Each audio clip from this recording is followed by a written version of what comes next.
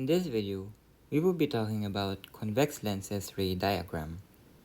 So this is a continuation of our series regarding the lenses and mirrors, including the plane mirror. And yeah, basically in this lesson, convex lens has 5 cases, just like concave mirrors. So let's start without further ado. Let's start with case 1. By the way, when we mean by convex lens, our mirror will always be something like an oblong, a vertical oblong,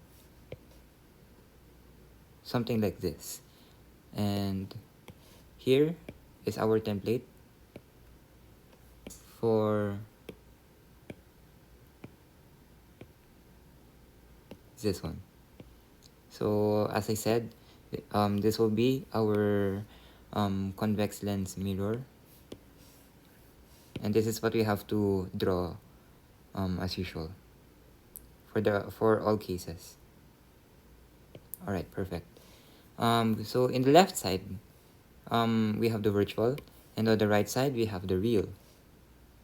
And I have to introduce you a new part of our diagram. 2f means 2 times the f, which is basically the focal length. So this is what 2f stands for. And yeah, let's start with case 1. Let's just move this a little below.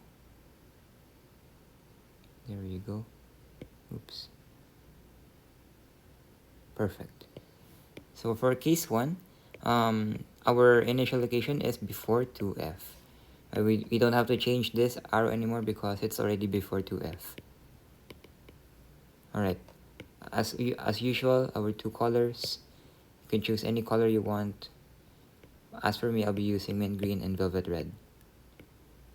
So let's just make this arrow a little higher.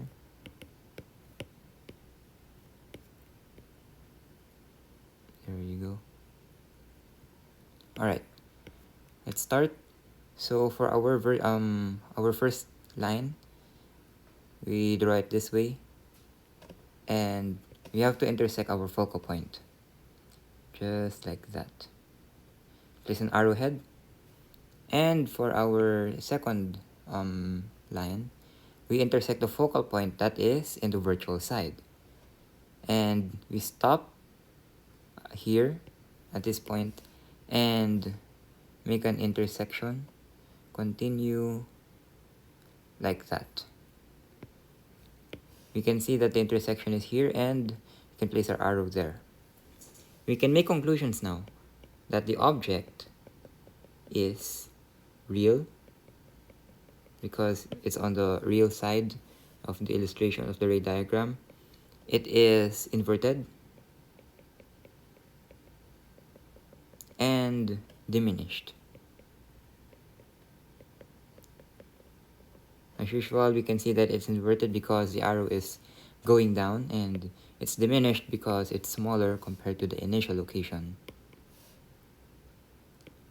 Alright, let's place a highlighter for case 1. Before 2f, object is real, inverted, and diminished. Let's move to case 2. For case 2, our object is on the 2f, or 2 times the focal point. Use the template again.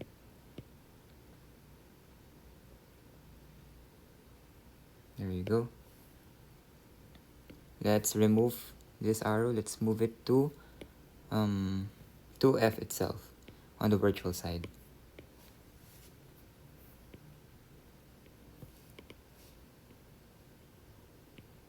There you go. Now, let's do the same thing. For our first line, we draw it this way. Oops, repeat. Here you go. Intersect 2F on the real side and make an arrowhead there. For our second line, intersect 2F that is within the virtual side and make an intersection like this. Now we have our intersection here, which is literally below the 2F. Therefore, it can be concluded that the object it's still real. This time it's inverted, still inverted compared to case 2, so there's no difference. But the catch is the object is now same size.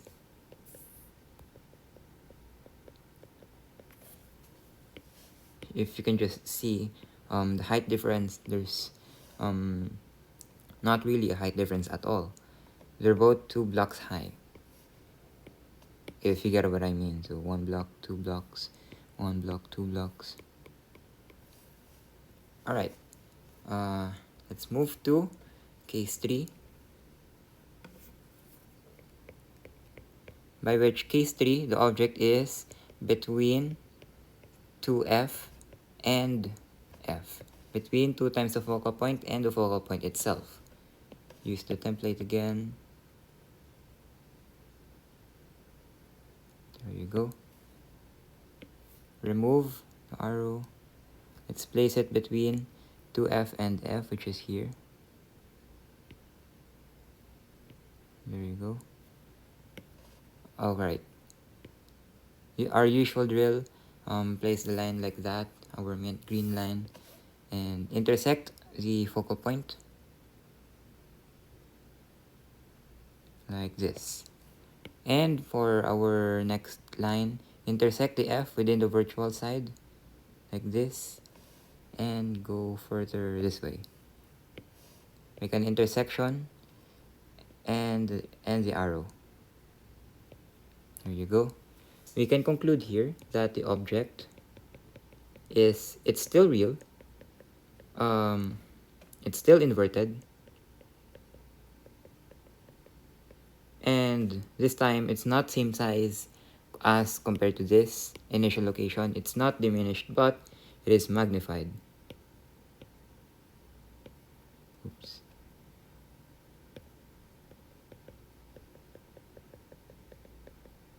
Alright, we finished our conclusions. I forgot to highlight for case 2. Let's choose this color.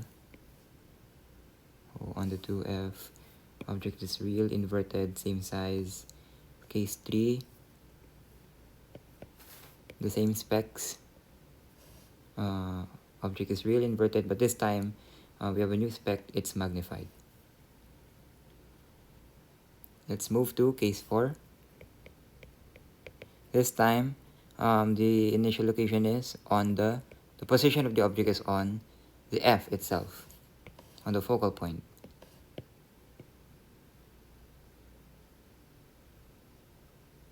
There you go, make it accurate. Remove this, let's not be confused. On the focal point itself, there you go. Alright, from here, do this, intersect our focal point on the real side of the ray diagram. For the next, because we cannot intersect the focal point without compromising the straight line, we intersect the point of origin, as if this is the plane mirror, which is popularized by French philosopher René Descartes. So the Cartesian plane, we'll assume that this is the point of origin. So we intersect the point of origin instead of the focal point, and just continue this way. Arrowhead there, and at the back we continue the line measurement.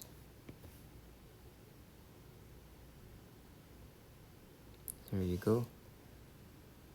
Actually, I think this is already optional. I don't think we have to place any line there anymore. It is already understood that the lines are parallel. So Therefore, just like what I've said in the recent video about concave mirror, case 4. Why didn't I write case 4? Case 4 on the focal point, because the lines are parallel, there is no image. No image is projected because only when lines intersect there will be an image. But if lines don't intersect, if they're parallel, then there's no image. Let's choose gray. So on the F, on the focal point, no image. Alright, let's move to case number 5. This time, the position of the object is between the focal point and the mirror itself. So we use the template again, like this. Here you go. And move the initial position between the focal point and the mirror. So in between. Alright.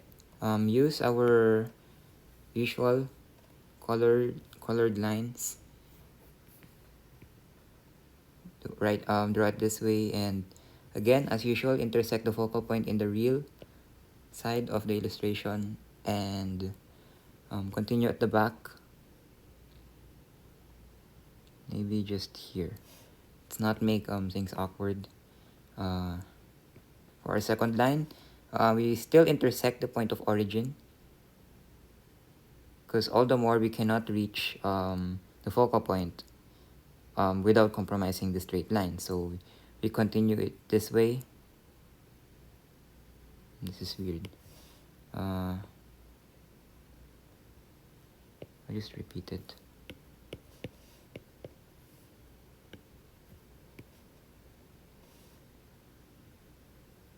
So like that. And at the virtual side, place the red velvet line this way.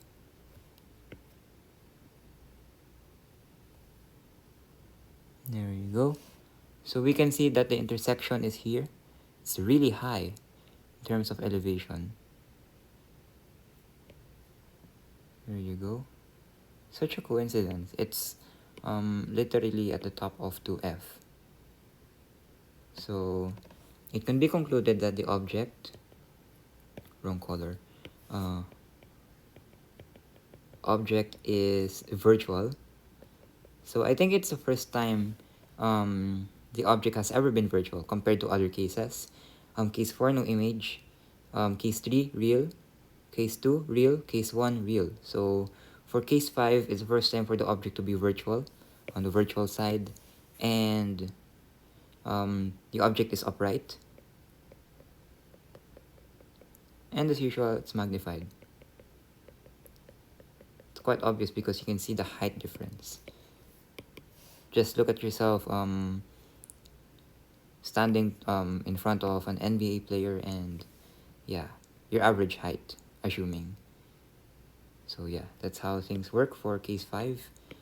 It's a really silly example, real life application.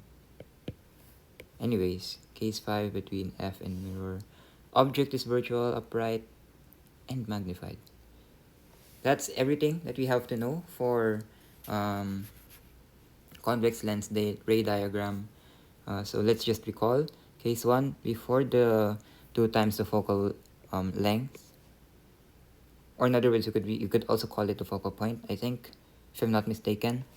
Before 2F, object is real, inverted, diminished. Take note of that. On the 2F, on the 2 times the focal length, object is real, inverted, and same size, as we've observed here.